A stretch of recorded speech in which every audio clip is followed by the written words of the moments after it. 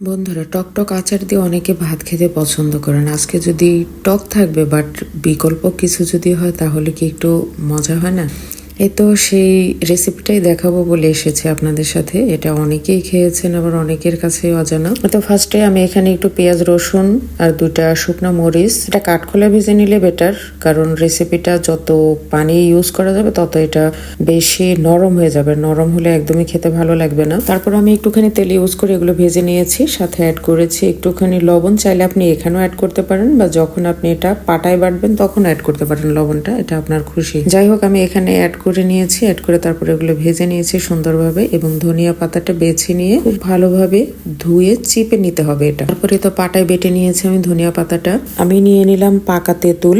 এই তেঁতুলটার বিচি ছাড়াই আর কি আপনার যে তেঁতুলটা থাকবে এটার সাথে মিক্সড করে নেবেন। নিয়ে তো পাটায় আর একবার একটু বেটে নেবেন, বা হাত দিয়েও চাইলে আপনি এটা মিক্সড করতে পারেন। এরপর তৈরি হয়ে গেল মজার ধনিয়া পাতার চাটনি। আমার আজকে খেতে ইচ্ছা করেছে বলে আমি রাত্রেই করলাম, বাট এটা যদি দুপুরবেলা গরম ভাতের সাথে হয় অনেক মজা লাগবে।